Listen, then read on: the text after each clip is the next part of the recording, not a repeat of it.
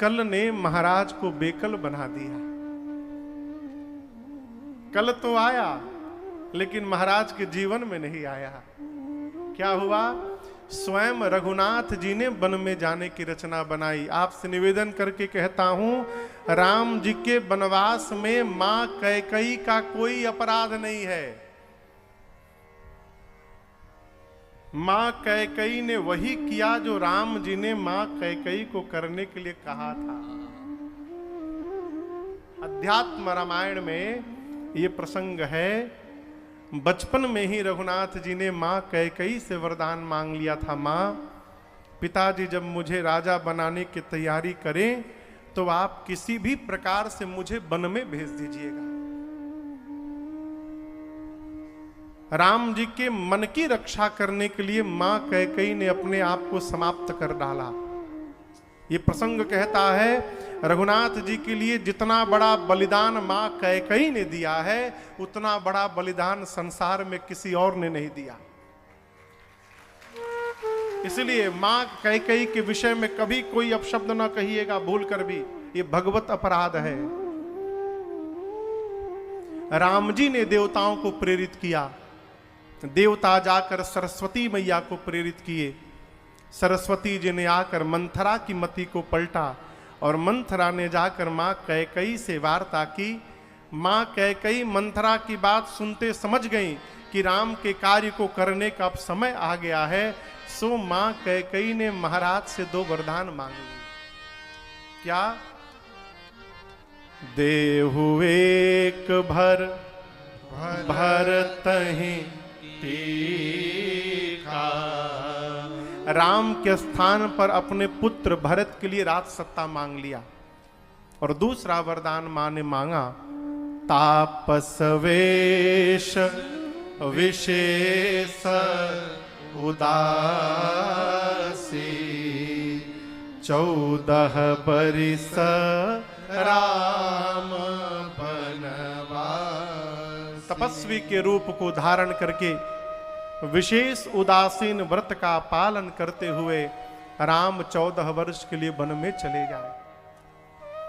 किसी ने कहा, महाराज 14 वर्ष का ही वनवास क्यों मांगा कैकेयी मैया ने? इसलिए मांगा कि रावण की आयु ही उतनी बची थी। उतनी आयु बची थी तो उससे आगे मांगकर क्या होगा? मां ने वरदान मांगा। चक्रवर्ती जी महाराज सुनकर निढाल हो गए। जब रघुनाथ जी को पता चला तो राम जी मन ही मन नाचने लगे। कैकेयी मैया से कहे, मां आज ब्रह्मा जी सब प्रकार मेरे सन्मुख हो गए हैं। मैं तो पहले से बड़ा था, अब मेरा छोटा भाई भरत राजा बनेगा तो मेरे छोटा भाई राजा बनने के साथ ही मेरा भरत भी बड़ा हो जाएगा। मां इतनी सी बात को लेकर पिताजी को इतना कष्ट? कैकेयी मैया ने खूब समझाया राम जी को। राम जी ने पिताजी को भी समझाया। गए मां कौशल्या के पास। कौशल्या मैया सुनी तो राम जी से मां ने केवल एक बात कही, राम जीवन में यदि ममता और पिता की आज्ञा का चयन करना हो तो श्रेष्ठ संतान को पिता की आज्ञा का चयन करना चाहिए।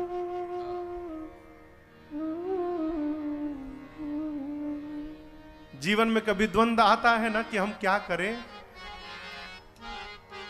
यहां कौशल्या मैया की गति भई सांप और छछुंदर की। धर्म स्नेह उभय मति घेरी, भय गति सांप छछुंदर। छछुंदर जानते हैं? छछुंदर, छछुंदर एक जीव है। सांप जब छछुंदर को मुख में पकड़ लेता है, ऐसी मान्यता है, तब उसको पता चलता है, अरे राम ये तो छछुंदरवा है, हम इसको मुंह में दबा लिए। अब मुख में लेके सांप फंस गया। कहते हैं यदि भीतर लेता है तो सांप मरता है, बाहर निकालता है तो अंधा हो जाता है। यही गति भई मां कौशल्या की। क्यों? धर्म ने प्रेम ने दोनों ने मां के मति को जकड़ लिया, घेर लिया। ममता कहती है कि संतान को मां की आंचल में बैठना चाहिए, और धर्म कहता है कि संतान को पिता की आज्ञा का पालन करना चाहिए। अब मां कौशल्या बोली, मैं कहूं क्या? अपने आप को समझाया और कहा, राम, एक संतान के जीवन में यदि श्रेष्ठ धर्म कहा जाए तो पिता की आज्ञा का पालन करना ही संतान के जीवन का सर्वश्रेष्ठ धर्म है। पितु आ यसु सब धर्म टीका। इस सिद्धांत के अनुसार राम तुमको वन में जाना चाहिए। लेकिन एक बात कहूं राम, यदि केवल आपके पिताजी ने वन जाने के लिए कहा है तो मां का स्थान पिता से भी ऊपर होता है। मैं कहती हूं कि मेरा राम वन में नहीं जाएगा, तुम मत जाओ वन में। परंतु राम, यदि पिताजी के साथ साथ आपकी मां कैकेयी ने भी वन जाने के लिए कहा है तो लाला, मां की बात मानकर अवश्य वन चले जाना। मां की बात मानकर जाओगे ना तो वो वन ही तुम्हारे लिए अयोध्या जैसा बन जाएगा, और तुम्हारे बिना अयोध्या वन से भी बिहड़ हो जाएगा। अवश्य जाना वन में। इसी बीच सीता मैया आ गई। रघुनाथ जी ने बहुत समझाया,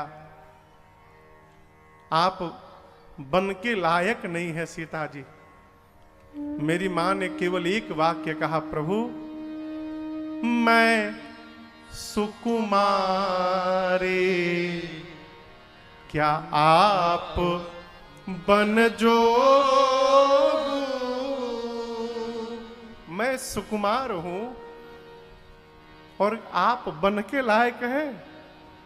तुम ही उचित तप हमो कहूं भोगू। आपके लिए तपस्या उचित है और मेरे लिए घर में बैठकर भोग भोगना उचित है। प्रभु, संसार के सारे संबंध साथ में हो, माता पिता सास ससुर बेटा बेटी भाई बहन हित नात सगे संबंधी सब साथ में हो, पति साथ में न हो नाथ तो सबका होना न होने के बराबर है? आपके साथ वन में रहूंगी तो लगेगा महल में बैठी हूं, आपके बिना महल वन से भी अधिक कष्टदायी हो जाएगा। प्रभु, जिस प्रकार जल के बिना नदी का कोई अर्थ नहीं होता, प्राण के बिना शरीर का कोई मूल नहीं होता, उसी प्रकार आपके बिना जानकी का कोई अस्तित्व नहीं है। नाथ, मैं आपके साथ में चलूंगी। रघुनाथ जी सुने तो मना नहीं कर पाए। क्यों? मन में सोचे यदि रख लिया तो इसने अपने प्राण का त्याग कर देना। और सीता मैया ने कह भी दिया था। सीता मैया जब आई वहां पर तो कौशल्या मैया को प्रणाम करके बैठ गई। आपसे एक प्रश्न करता हूं, जीवन में जब दुख आता है तो किसकी याद आती है? हाँ, मां की याद आती है, पिता की याद नहीं आती।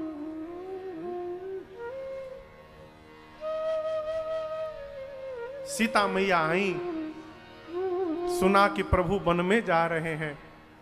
सीता मैया की मां है धरती मैया।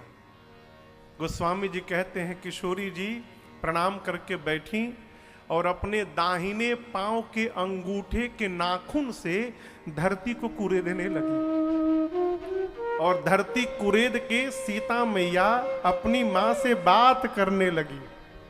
क्या? मां, प्रभु तो वन में जा रहे हैं और उनके साथ में मेरा जाना भी तय हो गया है। ये जा रहे हैं और इनके साथ मेरा भी जाना तय हो गया है मां, लेकिन क्या जाना है ये तय नहीं हो पाया है। जाना तो तय है, क्या जाएगा ये तय नहीं हुआ है। मां, यदि प्रभु लेकर के जाएंगे तो उनके साथ सीता जाएगी, और यदि छोड़ के जाएंगे तो उनके साथ सीता का प्राण जाएगा। अब ये देखना है कि मैं जाती हूं कि मेरा प्राण जाता है उनके साथ, ये तय नहीं हो पाया। और इस भाव को रघुनाथ जी समझ गए कि यदि मैं छोड़ कर गया तो जानकी अपना प्राण नहीं रखेगी। प्रभु ने सीता मैया को चलने की अनुमति दे दी। अभी उसी क्षण लक्ष्मण जी आकर बैठ गए और दर्शन करिए संस्कार का। बड़े भाई के सामने छोटे भाई को कैसे रहना है। लक्ष्मण जी आए, प्रणाम करके खड़े हो गए हाथ जोड़ के। मन में सोचते हैं न जाने मेरे लिए भैया क्या आज्ञा करेंगे, यहां छोड़ देंगे कि साथ में ले चलेंगे। बोल नहीं रहे कि भैया मैं भी चलूंगा। रघुनाथ जी ने देखा तो राम जी बोले, भाई पिताजी दुखी हैं, भरत और शत्रुघ्न नहीं है, मैं वन में जा रहा हूं, राजा के बिना जनता अनाथ हो जाएगी प्रजा, इसलिए मैं कहता हूं आप यहीं रहिए और अयोध्या का भार संभाल करिए। जैसे रघुनाथ जी ने ये बात कही, लक्ष्मण जी को अपनी बात कहने का अवसर मिल गया। कहे प्रभु मैं तो दूध मुहा बच्चा हूं, अभी मान सरोवर में विचरण करने वाले हंस के सिर पे आप मंदराचल पर्वत रखने की बात करते हैं? मैं ठीक से बोल भी नहीं पाता हूं नाथ, और आप कह रहे हैं पिताजी दुखी हैं। कौन पिताजी? राम जी बोले हमारे पिताजी। लक्ष्मण जी बोले आपके होंगे, मेरे नहीं है। मेरे लिए तो आप ही पिता हैं, आप ही माँ है, आप ही सखा है, आप ही सद्गुरु हैं, आप ही मेरे भैया हैं। प्रभु संसार के सारे संबंध मैंने केवल आप में देखे हैं नाथ, आपको छोड़कर लक्ष्मण के लिए दूसरा कोई नहीं, आप ही मेरे सर्वस्व हैं। लक्ष्मण जी की बात सुनकर भगवान ने कहा, यदि ये बात है तो विलंब नहीं करना है, शीघ्र जाओ मां सुमित्रा से अनुमति मांग कर आओ। लक्ष्मण जी गए, जा रहे हैं, मन में सोच रहे हैं भैया तो अनुमति दे दिए, अब मां जाने के लिए कहेगी कि नहीं कहेगी। गए, जाकर सुमित्रा मैया को प्रणाम करके लक्ष्मण जी ने पूरी बात बताई, पूरी बात। सुमित्रा मैया सुनी तो पहले तो सदमे में आ गई, उसके बाद अपने आप को संभाल करके कहा, लक्ष्मण तुम्हारी बात सब सत्य है, लेकिन उसमें एक बात सत्य नहीं है। लक्ष्मण जी बोले कौन सी बात मां? सुमित्रा मैया ने कहा कि तुमने कहा कि राम अयोध्या का त्याग कर रहा है, राम कभी अयोध्या नहीं छोड़ सकता। लक्ष्मण जी कहे मां भैया तैयार खड़े हैं, निकलने वाले हैं। मां बोली नहीं,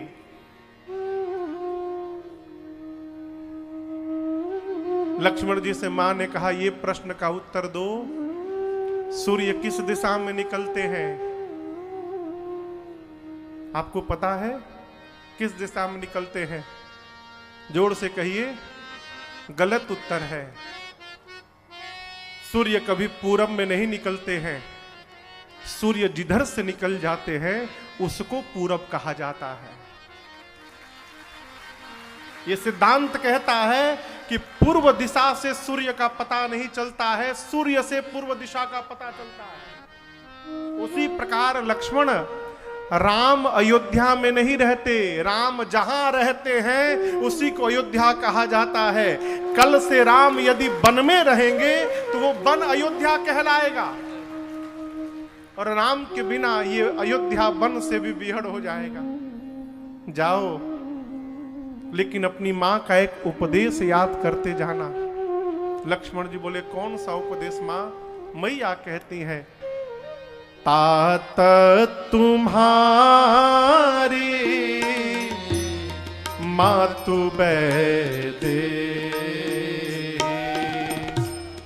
तात तुम्हारी मातु बैदे, पिता राम सब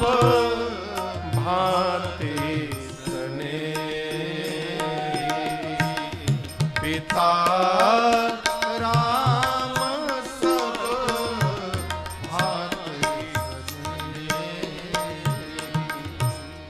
अस जिय जाने संग बन जाओ हो तात जग जीवन राहो ले हो तात जग जीवन राहो ले हो तात जग जीवन राहो। सुमित्रा मैया ने कहा, लक्ष्मण, आज के बाद मैं तुम्हारी मां नहीं हूं, आज के बाद सीता ही तुम्हारी मां है और राम ही तुम्हारे पिता हैं। जाओ, तुम्हारे भाग राम बन जाएंगे। तुम्हारे भाग्य के लिए, तुमको सौभाग्य देने के लिए राम बन जा रहे हैं। यहाँ लोग कहना चाहते हैं कि लक्ष्मण जी का कौन सा भाग्य है जिसके कारण राम जी बन जा रहे हैं। लक्ष्मण जी शेष अवतार हैं। शेष नारायण के सिर में 1000 फन है। कितने? 1000 फन है। और उस 1000 फन के एक फन पर ये पृथ्वी टिकी हुई है। एक फन पर रावण के अत्याचार से पृथ्वी का इतना भार बढ़ गया है कि उस भार से शेष नारायण व्याकुल हो गए। मां कौशल सुमित्रा कहना चाहती है कि तुम्हारे बाग राम बन जाएं, अर्थात तुम्हारे लिए राम बन जा रहे हैं। जाकर पापियों का अंत करेंगे तो पृथ्वी का भार कम होगा, और पृथ्वी का भार कम होगा तो तुम्हारे सिर से भार कम होगा, इसलिए राम बन जा रहे। मां ने खूब उपदेश किया। लक्ष्मण भैया मैया को प्रणाम करके रघुनाथ जी के पास गए।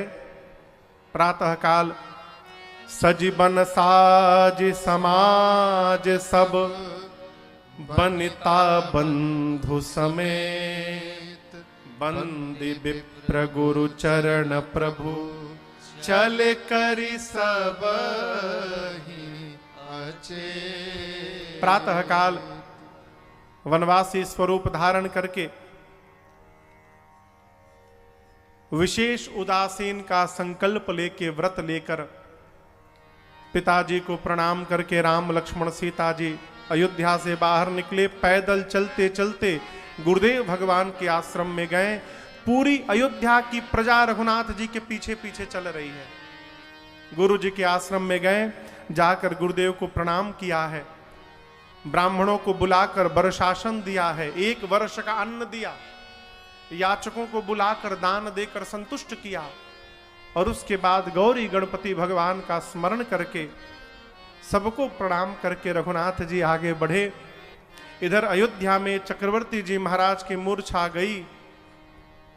सुने कि राम चला गया, अपने आप को कोसने लगे, अभागे दशरथ, राम चला गया और तेरा प्राण नहीं गया है? सुमंत जी को बुलाकर कहे तुरंत रथ लेकर जाओ। आज तक मेरी जानकी ने कभी कठोर धरती पर पांव नहीं रखा है। रथ पर बिठाकर ले जाना, सुमंत 4 दिन वन दिखाना और उसके बाद समझा करके वापस ले आना।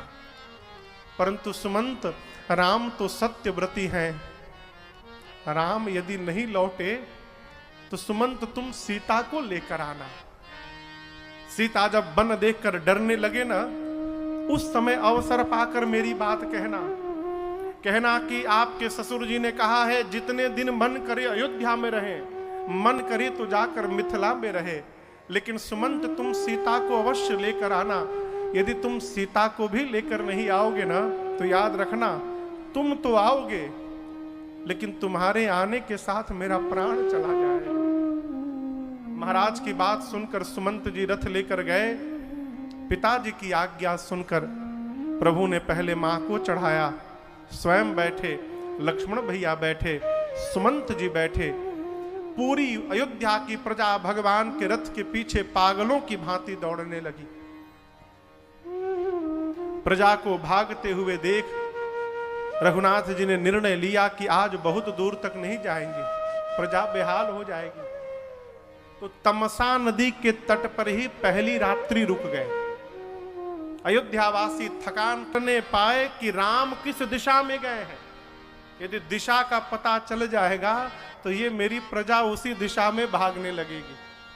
मध्य रात्रि में अयोध्यावासियों को सोता हुआ छोड़ रथ के पहिए के चिन्ह को मिटाकर भगवान चले। प्रातःकाल प्रजा जगी तो अपने आप को कोसने लगी। कहती है कि अभागे तुम्हारा जीवन तो मछली से भी गया गुजरा है। मछली भी जल का त्याग करती है तो प्राण का त्याग कर देती है। तुमने राम का त्याग कर दिया, प्राण का त्याग नहीं हुआ। अपने आप को कोसते हुए धिक्कारते हुए प्रजा वापस अयोध्या गई। इधर दूसरे दिन चलते चलते दिन के तीसरे पहर में सीता सचिव सहित दो भाई, सीता सचिव सहित दो भाई, श्रृंगवेरपुर पहुँचे जाई, श्रृंगवेरपुर पहुँचे जाई, उतरे राम देव सरि देखे, उतरे राम देव सरि देखे, किन्ह दंडवत हरस विसेखी, किन्ह दंडवत हरस विसेखी, किन्ह दंडवत हरस विसेखी। चलते चल के दिन के तीसरे पहर में गंगा जी के तट में श्रृंगवेरपुर रथ पहुंचा। राम जी रथ से उतरकर गंगा जी को देखकर आनंद में आए और प्रभु ने दंडवत किया। अब यहां एक व्यवहार का दर्शन करिए। राम जी ने न लक्ष्मण जी को कहा, न सीता मैया को कहा, न सुमंत जी को कहा कि प्रणाम करिए, कहा नहीं। रघुनाथ जी स्वयं उतर के रथ से नीचे उतरे, उतर कर गंगा मैया को प्रणाम करके दंडवत किया। तो राम जी के पीछे लखन सचिव सिय किए प्रणाम। रघुनाथ जी को प्रणाम करते देख पीछे वाले भी प्रणाम किए। ये कथा कहती है कि संस्कार की पढ़ाई न पढ़ाई जाए, स्वयं संस्कार में रहने का प्रयास किया जाए।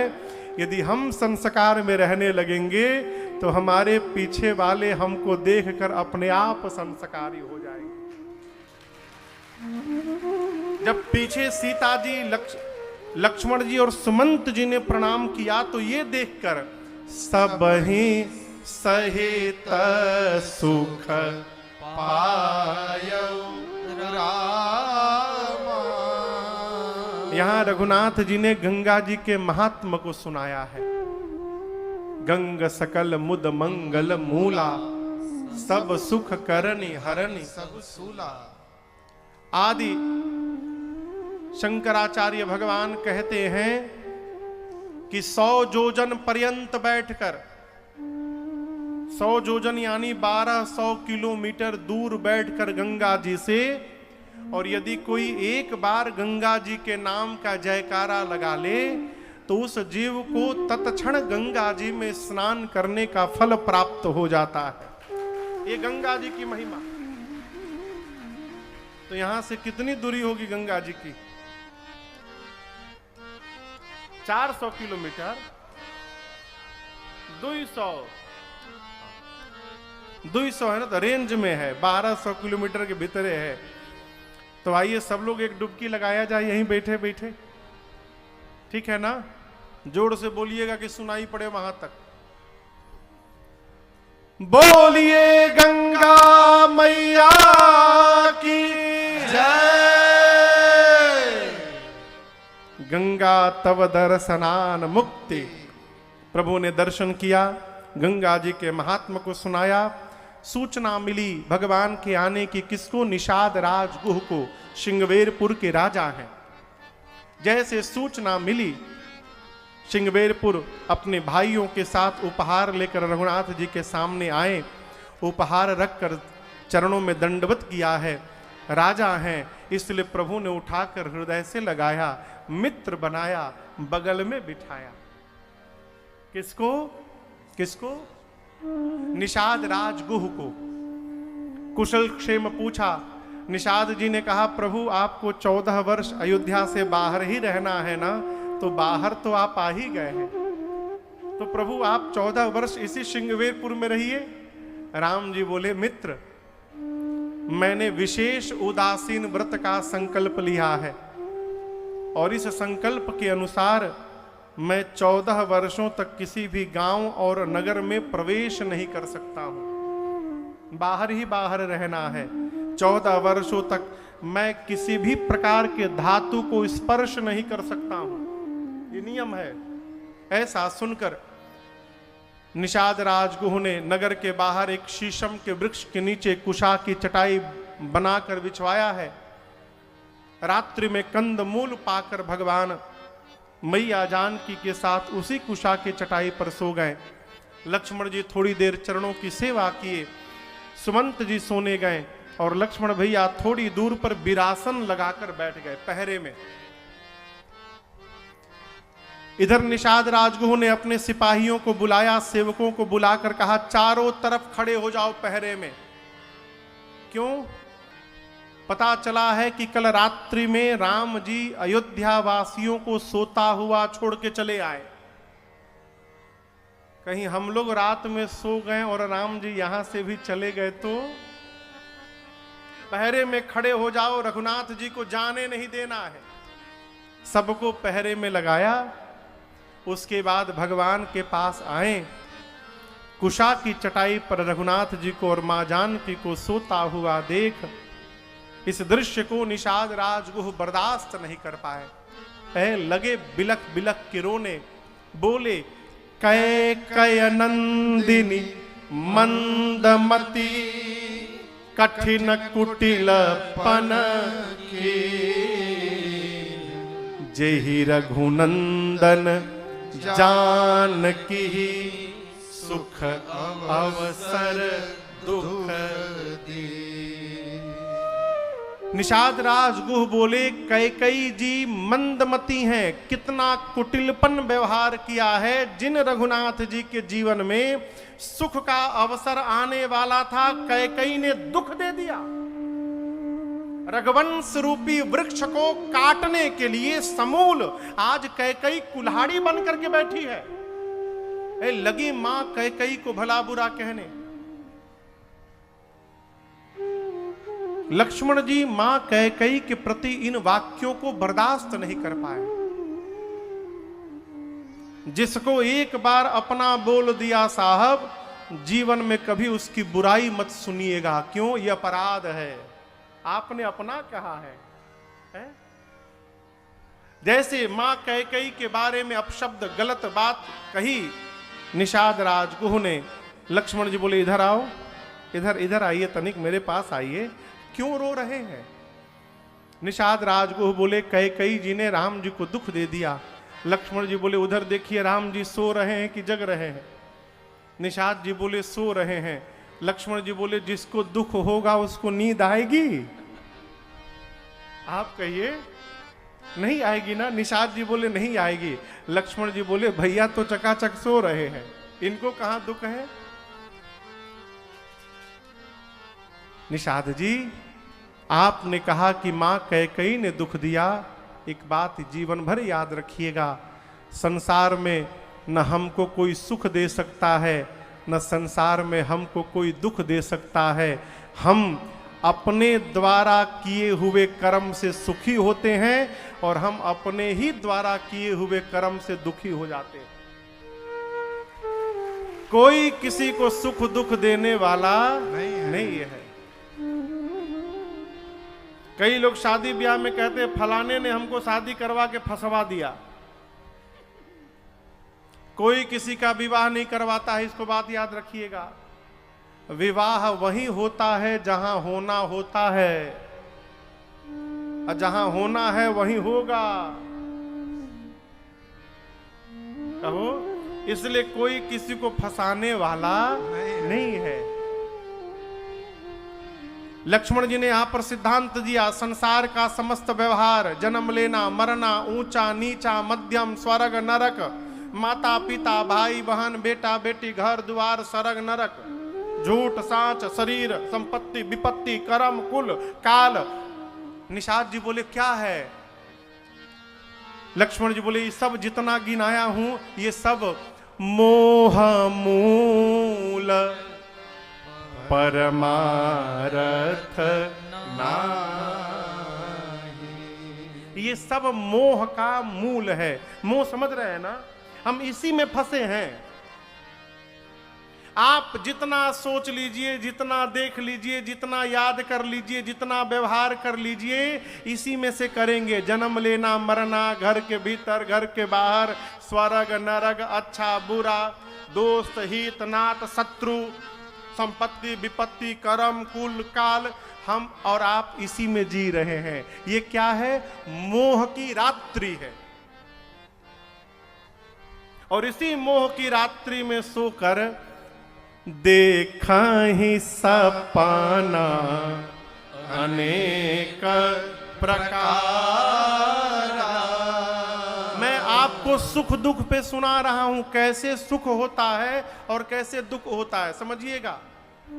हम और आप इसी व्यवहार रूपी मोह में जी रहे हैं, इसी मोह की रात्रि में सोए हैं और मोह की रात्रि में सो के सपना देखते हैं। कैसा सपना महाराज?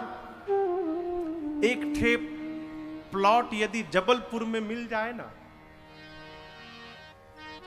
यानी तो रीवा में एक ठे प्लॉट मिल जाए तो एक घर बना लिया जाए।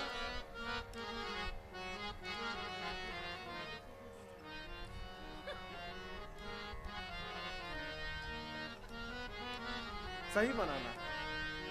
अब जहिया बनी तहिया बनी। यहां ऐसा बना लिया, वहां एक बनाना है, वहां बन गया तो एक बंबई में बन जाए तो क्या बुरा है। ये जो आप सपना देख रहे हैं वहां ऐसा हो जाएगा तो इतना का धान बेच दूंगा, तो फिर गेहूं बेच दूंगा, इतना रुपया आ जाएगा, फिर वहां जमीन ले लूंगा, फिर अगला साल फायदा होगा तो नींव डाल दूंगा। ये जो सपना देख रहे हैं पूरा हो गया तो हम सुखी हो गए, पूरा नहीं हुआ तो हम दुखी हो गए। ये जो सपना है यही सुख और दुख का कारण है। मन लायक सपना पूरा हो गया तो हम सुखी हो गए, मन के विपरीत हो गया तो हम दुखी हो गए। तो आप बताओ हमको दुखी किसने किया? हमने किया। और आपसे एक बात कहें, सपना पूरा ओरा नहीं होता है, सपना सपने हैं। इसलिए यदि सुखी रहना चाहते हैं तो इस सपने से जगने का प्रयास करिए। कैसे जगे महाराज? अपना कर्तव्य करते रहिए। जो होना होगा सो समय आने पर अपने आप हो जाएगा। आज यहीं से क्यों सपना देखना संत भैया? जो होना होगा होगा।